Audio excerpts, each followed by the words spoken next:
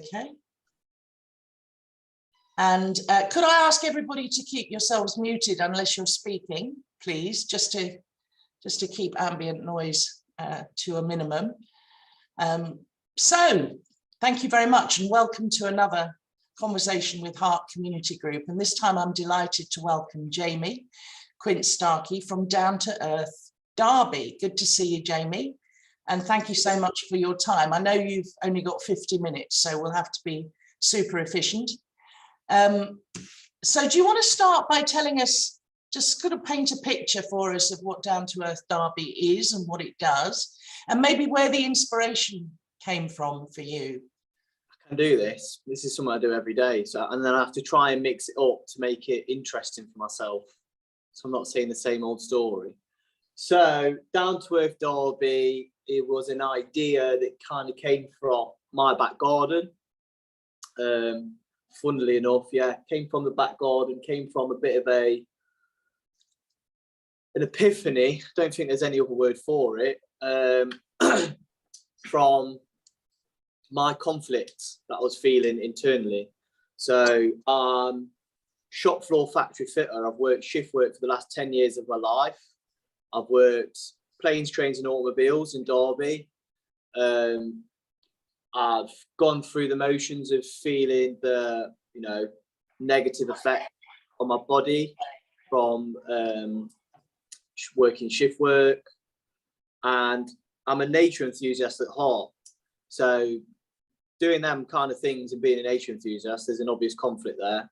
And I remember being in the back garden with my wife after she forced me out because I was just being a zombie on the sofa.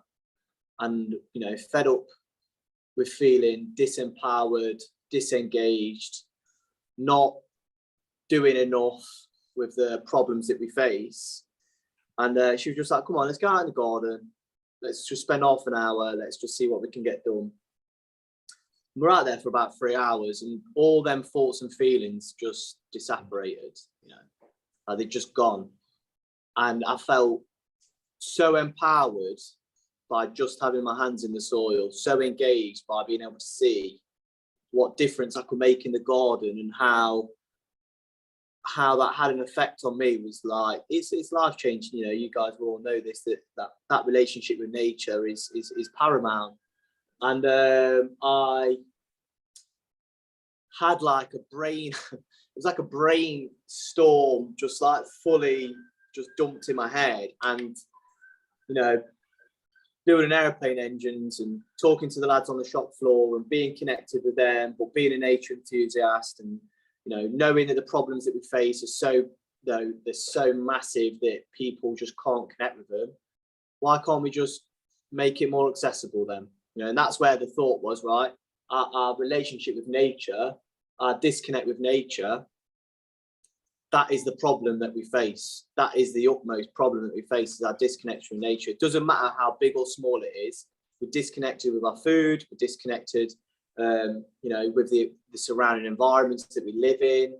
We're disconnected with, like even our communities. We don't really talk to each other. Across, holistically, we're disconnected from nature. So how do we reconnect people with nature? How do we support their relationship? And it was about making things accessible. So making things accessible, how do we make things accessible? Well, obviously, there's a lot of physical spaces that people can go connect with nature. They're all around us.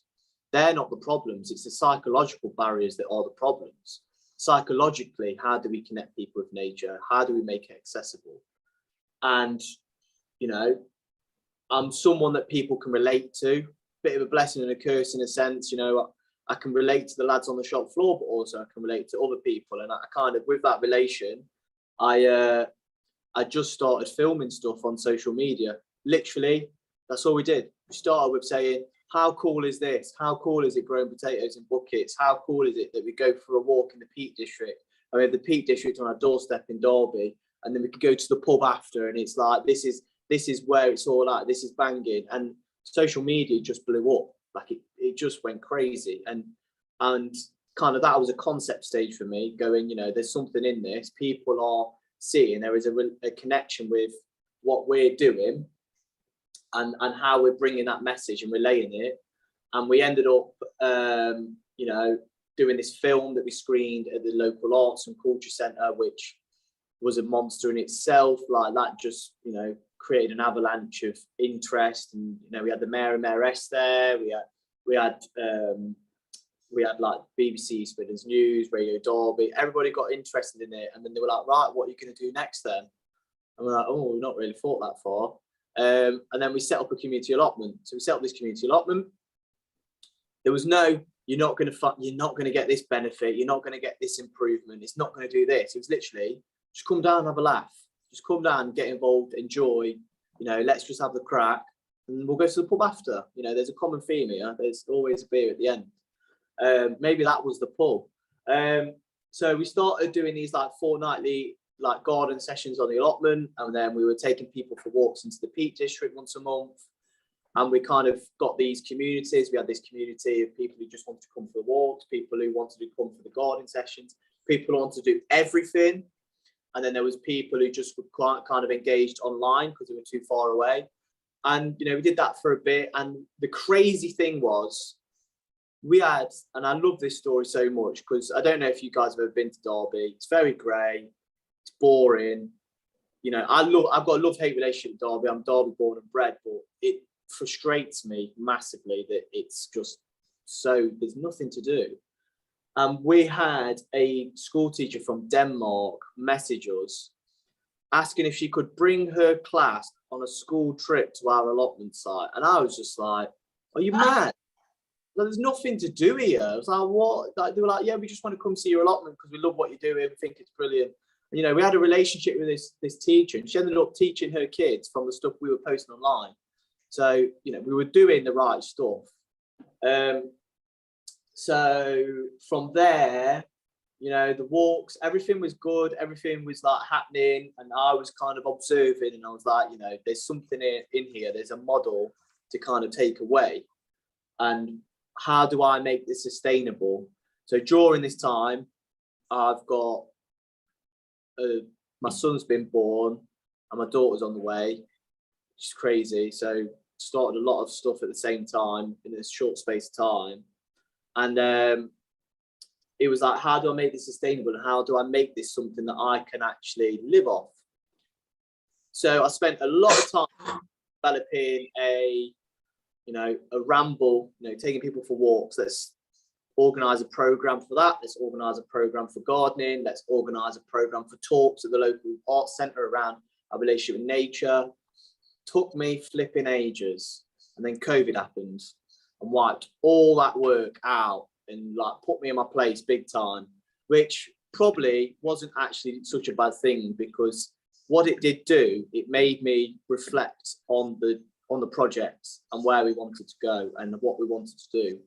And I'm a big fan of Eden Project. It's been a big inspiration for me, and you know, this whole journey came from me standing on top of that platform and thinking, bloody hell, 20 years they've done this. Like, why can't this be up and down the country? Why isn't this new classroom? Why isn't this the future that we're aiming for? And so I had a bit of reflection, looked at everything that we'd done, you know, successes and failures, and what was happening with Derby, what was happening with Derbyshire. You know, we all know that the retail experience is dying out. City centres aren't what they used to be anymore. They're not the same. They're not used for that thing anymore. Personally, obviously, from Derby, geographical location, located to the Peak District, the history and heritage and culture, blah, blah, blah, all them kind of things. And I was just like, why can't we do that in Derby? Like I had a dream to do that in Derby, which was going to be a 10-year thing. And COVID kind of shortened that and made it maybe 3 to 5 years, maybe even very soon. So with that in mind, I wrote a cheeky email to Tim Smith at the Eden Project, who invited me down to meet him. And I had a chat with Tim. He said, love your project, love what you're about. How can I help? Haven't got any money, by the way, but would love to get involved. And I was just like, just be our mates. So he just became a friend, and he says, I'll go one better and I'll mentor you, and you can actually say I'm your mentor. So he mentored me for a year, And then in that year, I had kind of the belief to just go and create a team of people who wanted to do something in the city and in Derbyshire, and started bringing people together. Some of these people came through social media out of this community of people who were so passionate about the project. And we ended up kind of creating a bit of a core team to still in this idea. And then we went back down to Eden Project after COVID version 2 or whatever it was, can't remember now. And we went behind the scenes. We met the team who run things, and seeing how it works and operates, and kind of had another catch up with Tim. And that's when things got a bit serious, because Tim was like, well, you're in a position now where we're behind you. We think this project's feasible. You need to just go full pelt. It's like, Tim, I'm working 3 shifts. I've got 2 kids, trying to create this community. Where is that time to create his business case? And I went, well, actually, let me send an email to Warren East at Rolls-Royce, who is the chief exec of Rolls-Royce, and let me see if I can ask him for a favour and get you seconded. I was like, just like that then? Just like, is it that easy, really? And he sent the email, and in 24 hours, I got a year off work, which has now been extended to another year seconded from Rolls-Royce, and looking at a serious partnership with Rolls-Royce. So that's happened. We left Eden with Eden Project becoming project partners in the project, which is, bringing that back to Derby. We had clout to talk to the city council about brownfield sites and regenerating brownfield sites, and we got a bit of a concept. I have got a presentation that I will run through with you guys, if that's okay. It's only a quick flick through. If I can share it, it'll be really useful for you guys to see where we're at.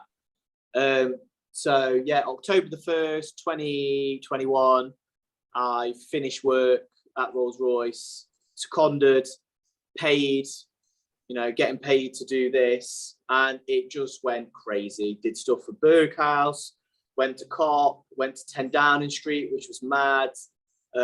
We, started talking to the city council. We're starting that relationship that became quite big. We've got an MOU with the University of Derby talking about doing a degree in nature-based regeneration, talking with Rolls-Royce. The community is just growing and growing and growing. At the minute, we've got 2 projects running in the city right now. We've got a thing called the City Lab, which is like an exhibition space. So we've got an exhibition up and running, and that's happening. And then we've got this Force for Nature, which is more the programmatic stuff. So we've got kids making seed bombs and planters, and there's hundreds of stuff I've missed out. Yeah, fantastic. No, really fantastic. And what I love about what you've been saying is the kind of almost, you seem surprised, like it's kind of one thing leads to another, and if you just go for it, stuff happens. And I think that's really inspiring. So run through your presentation. How long is it? It's not long. I can run through it quite quickly. Because we want to make sure we have some time for questions. Yeah. Can I share? Yeah, you should be able to.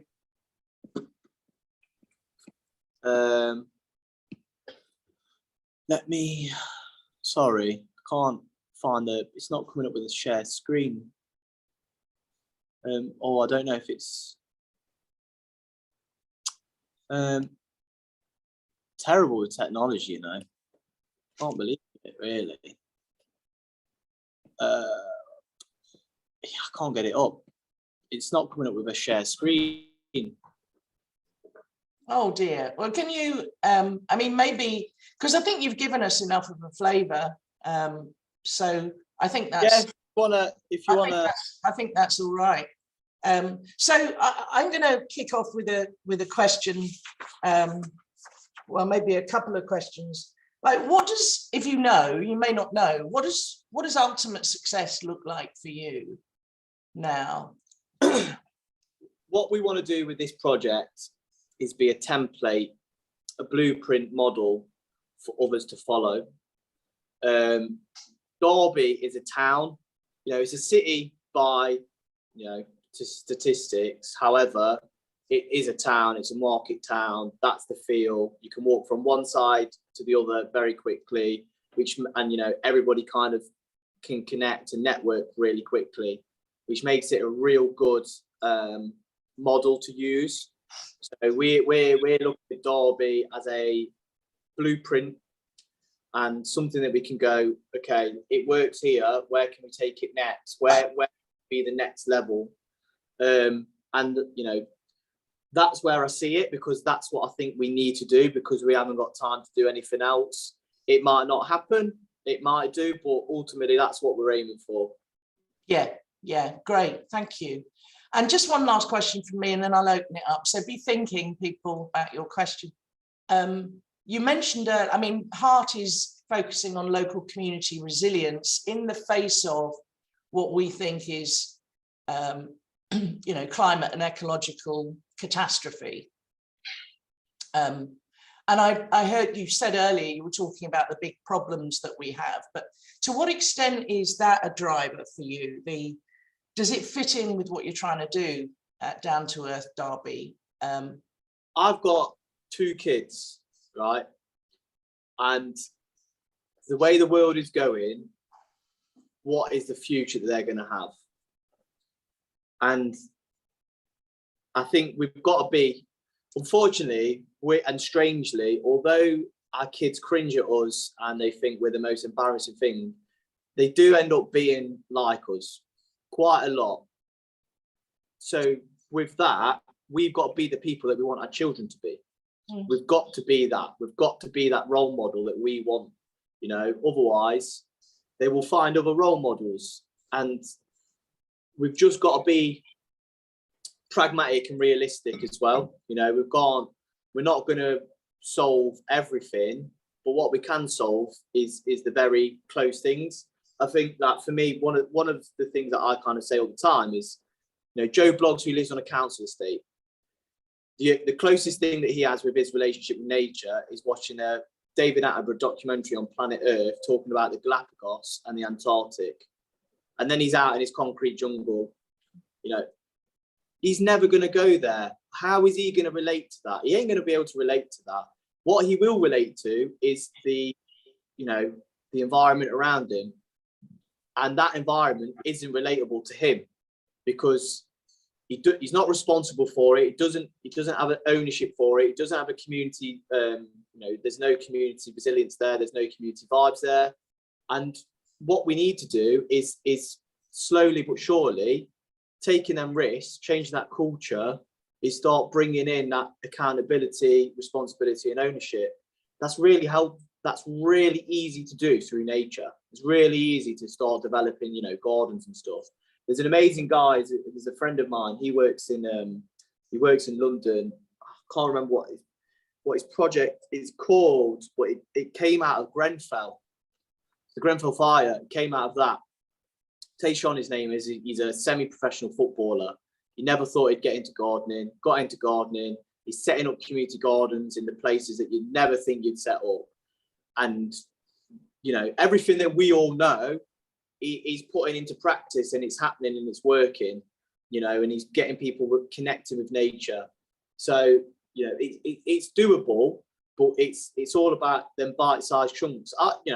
I am surprised that I'm where I'm at, but also in the same, at the same time, I'm also saying it's not that surprising, because I know it's instinctual, it's following your gut, and this is exactly what we need to be doing. This is exactly what we're all pushing for, but it's doing it in a way that is accessible and down to earth. Yeah, I love that kind of joint meaning of your name, actually, down to earth and down to earth. Yeah, that's really, really nice. So let's open it up for questions. So if you have a question, raise your hand, or in fact, Matthias has just written one in the chat. How could people, I'll start with that one. How could people interested in the blueprint idea you mentioned find out more and engage with you? That is something that's going to take time. Obviously, we've got to do the work to build the model. To do the work to build the model, we need to build our concept sites, you know, and where we are now, though, to give a bit of an overview of where we are now, which is why I want to probably go through that presentation, is we are at a point now where we are, in fact, let me share it to the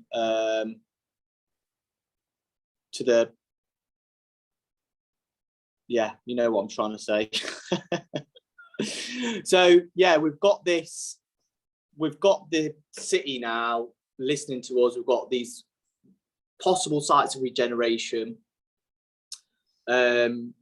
discussing lease agreements and all the legality, which is a learning curve in itself for me. Is you know, is a job in itself.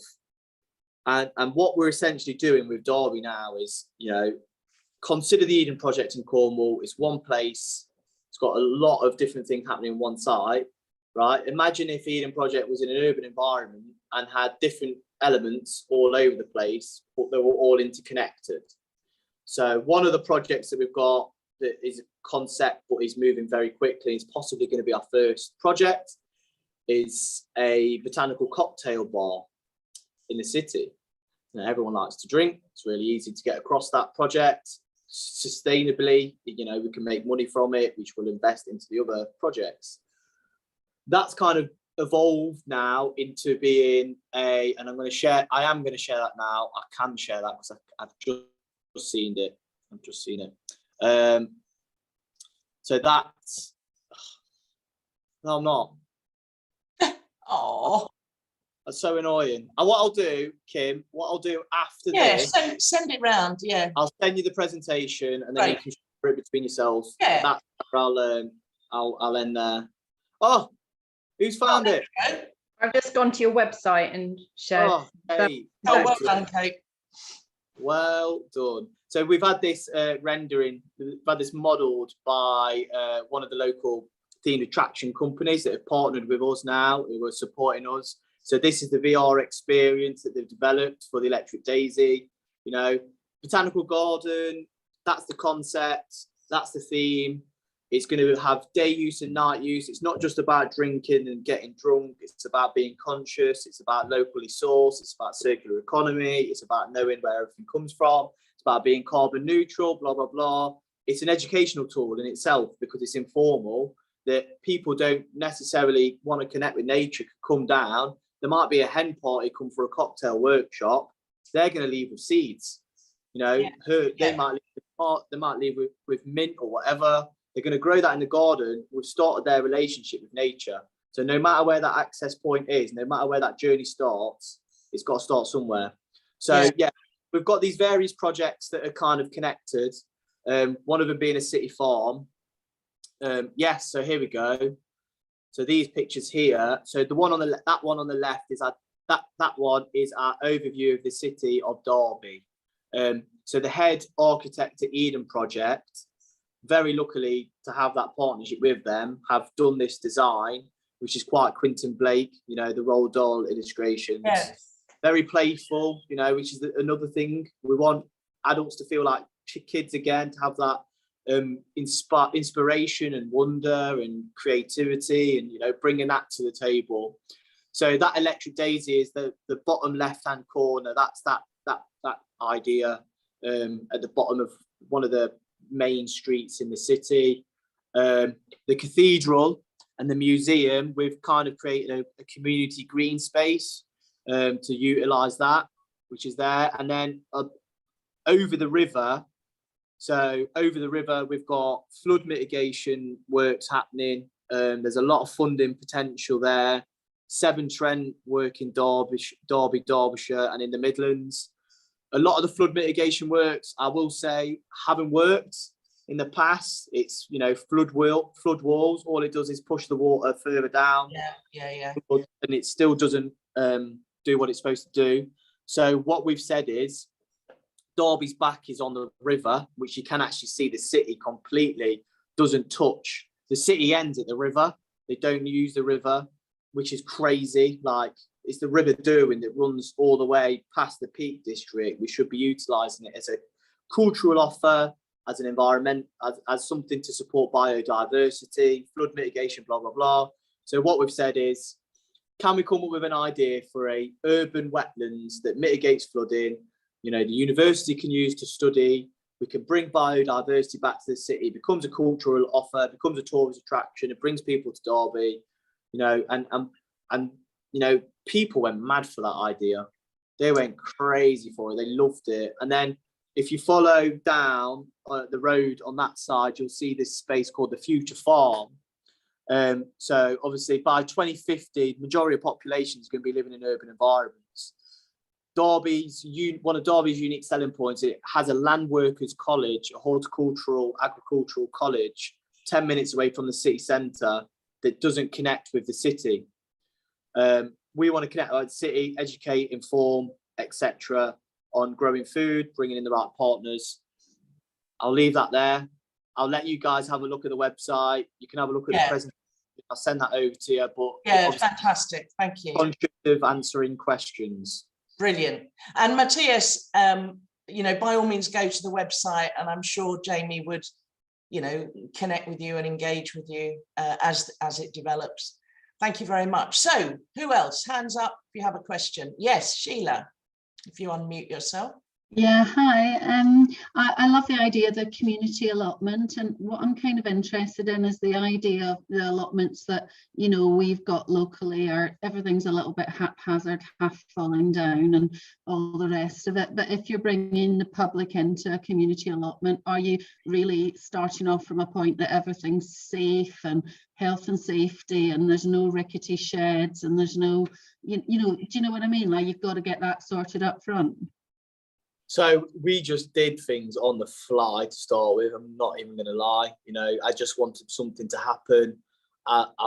This was before we became a community interest company. I was fed up, you know, I was fed up of not seeing things happen and it being that easy and there being so much red tape. However, now, you know, being a community interest company and where we're at now is going through the red tape, making things safe, going through all the risk assessments and the health and safety.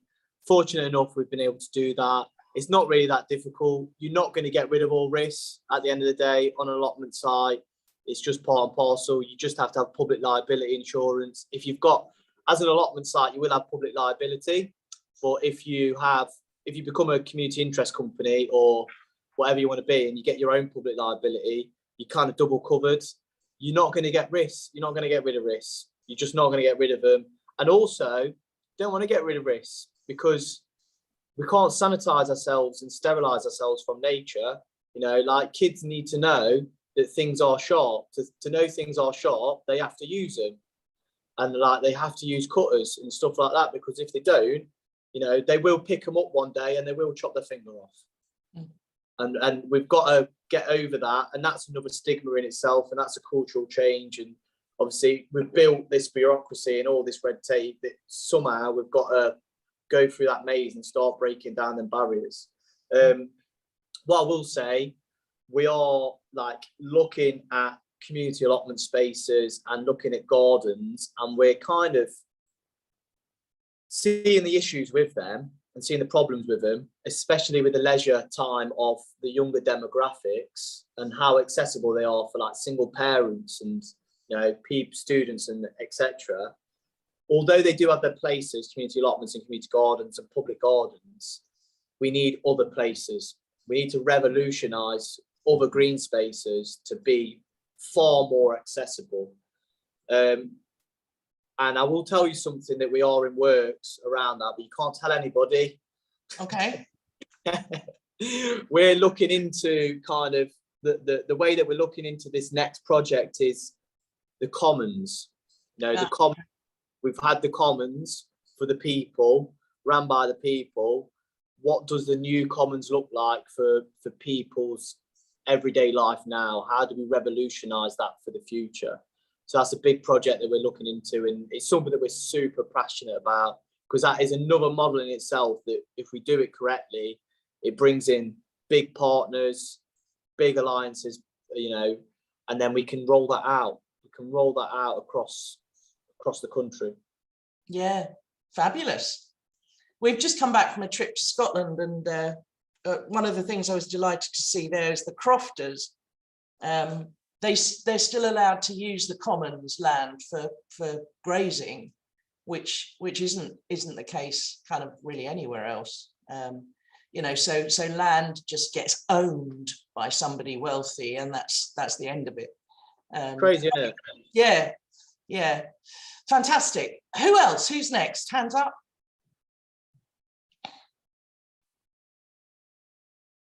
What are you curious about?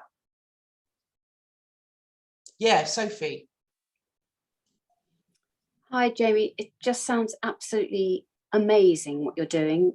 Just so inspiring. Thank you for sharing all your brilliant ideas. I'm just blown away. What sort of age group do you deal with? Are you all ages?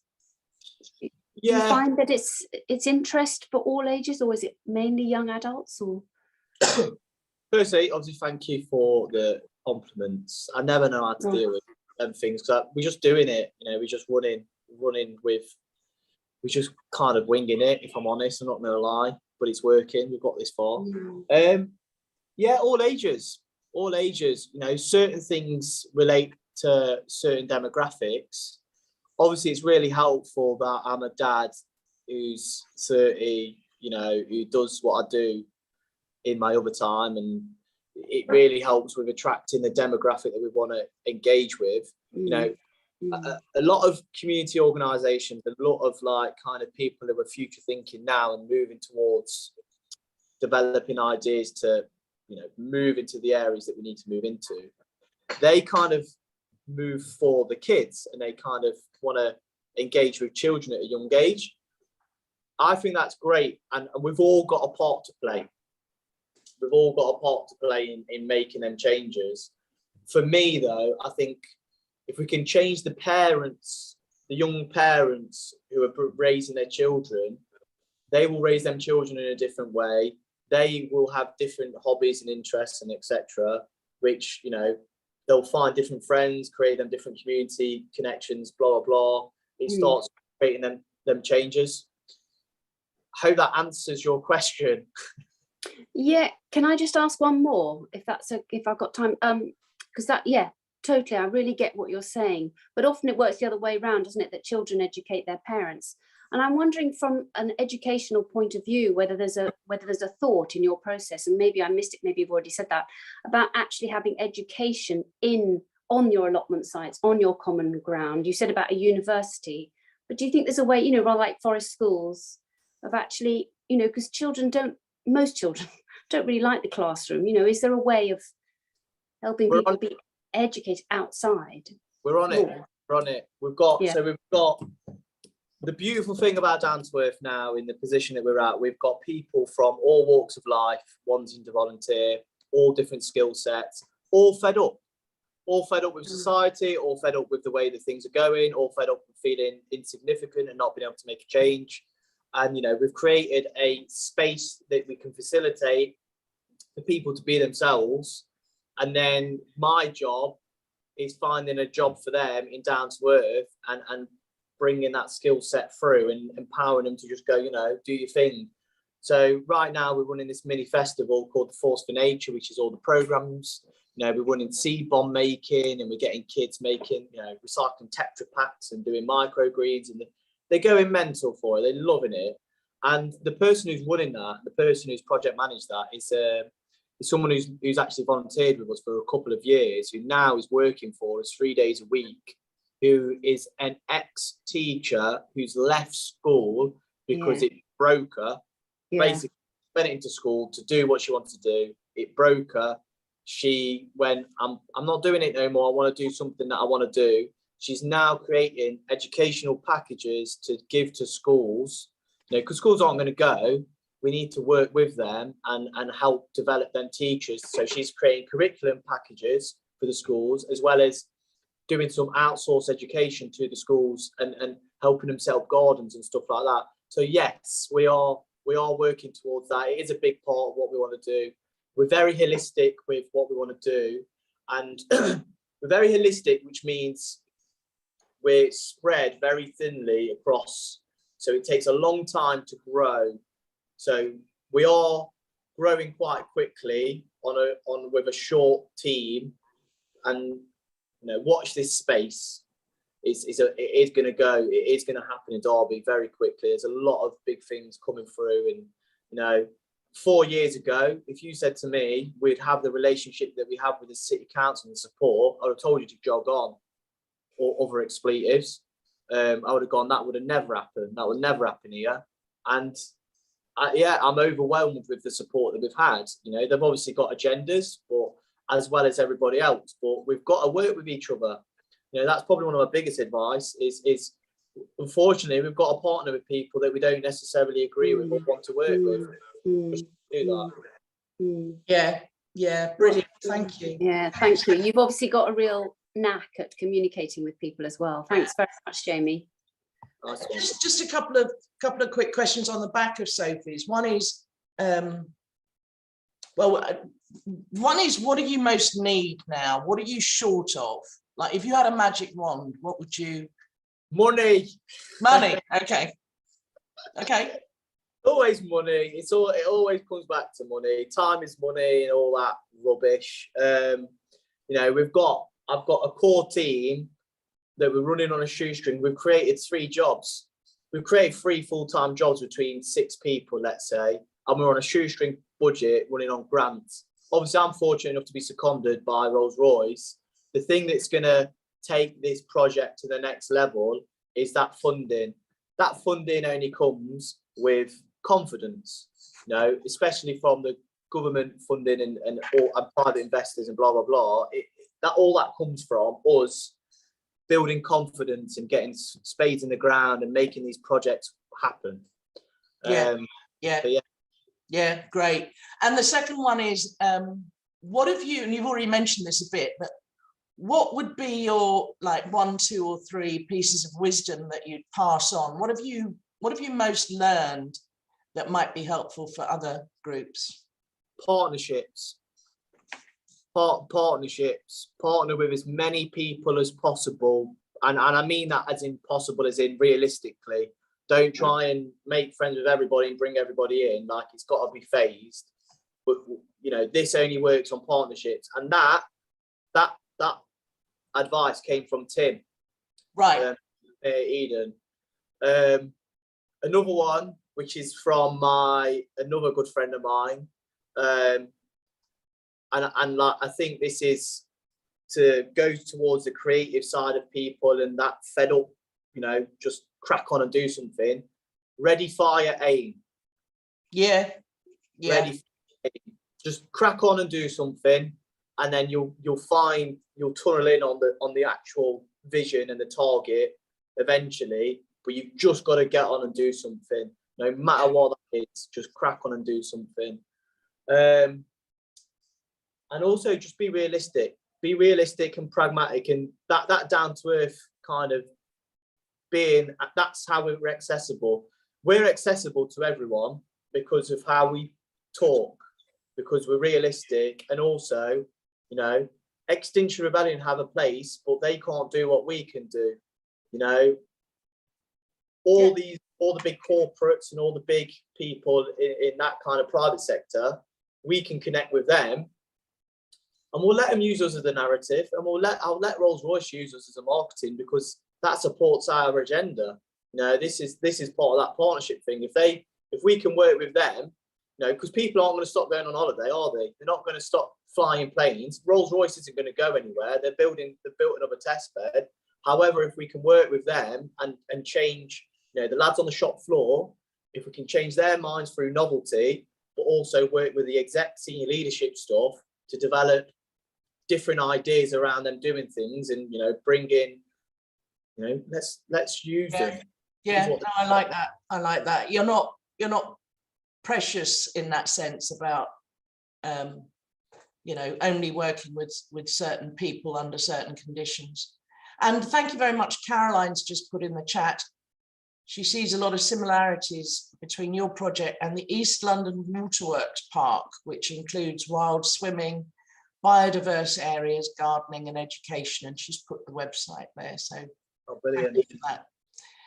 So we've just got another 5 minutes or so, folks. Let's have one really good last juicy question, or a couple. Juicy question.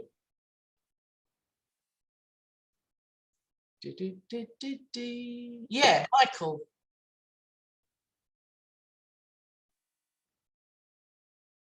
Mute my audio. Right, can you hear me? Yes. Okay. I got introduced to an organisation called U3A, which stands for University of the Third Age, and it was all about groups of people getting to, or people, lots of people, local people getting together and following the things they were interested in, be it creative writing or art, or I know in my area there's a couple of gardening groups. I wondered what you might think of partnering up with them. Yeah, like, so we're looking at, I think what you'll find, you know, in a lot of like cities and towns, and because of the bureaucracy, everything is so disconnected and disjointed, and everyone's got great ideas. However, they're over one side, and then something will happen and you'll go, why weren't we asked about that? Why weren't we involved in that? And what we're doing now, we're in discussions with the cultural side, because Derby went for the City Culture 2025, we missed out. We made the shortlist, but they're carrying on with that work. What we're finding is we need a space, we need a hub where everything can connect and everyone can come together and everyone can share their ideas and share their visions, but also there is a framework and model in place where it's not like word vomit, and everything is just like, doesn't even make sense because you can't make even plan. But we're looking at creating an engine room, to play on words, you know, an engine room where it's like a lab. So it's not a think tank, it's somewhere where actions come out of and things happen. So yeah, I'll be up for that. You know, like there's obviously space to do stuff like that, and you know, we've got good connections with the university and the colleges, and yeah. Thank you, Michael. Thank you. So Kate, I know you started a community garden in St Albans. Kate is one of our core team in Hart. Is there anything you want to do as an observation or a question just before we finish up here?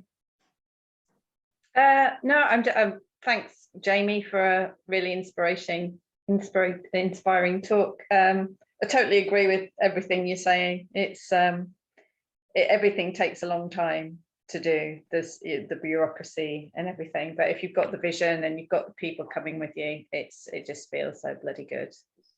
You've got to excite people, I think, and you know, like I don't know when it happens, and I think it happens in school, we get the imaginative, creative, you know, that awe and wonder in the world taken out of us. It's like sucked out of us, and we've got to get that back into people. Like, that is the biggest thing for me. We've got to get that back into people. We've got to, you know, one thing, you know, you'll see it with that overview of the city centre is, I want people to feel like kids again. I want people to romanticize over the city, romanticize around nature. Like, you know, we're having conversations with Paul Cummins, who did the poppies out of the Tower of London, who's from Derby. Very pessimistic, but also he's looking to get involved in this project where creating an urban nature trail around the city, you know, an arts trail around the city, that kind of stuff changes. It changes the cultural shift, and you know, that consciousness. We need to change how people view things. You know, Derby. I'm born and bred in Derby. You know what we say? Why should we bother? Nothing ever happens in Derby. Nothing good comes here. What's the point? What's the point? And the magic is changing that.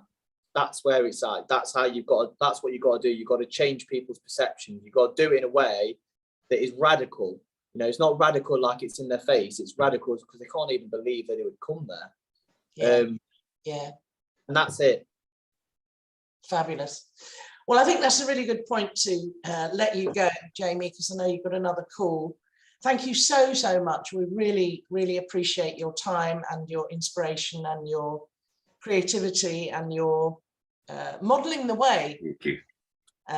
Yeah, really appreciative, really grateful. So yeah, if you'd send us that presentation, I'll get that over. that would be wonderful. And everybody do go and have a look at the website, Down to Earth Derby. Lots of other stuff on there. Yeah, thank you, Jamie. Have a great rest of the day. Thank you everybody for coming. You too. Thanks for your time. All right, thank Bye. you. Thanks, Jamie. See you Bye-bye. later. Bye.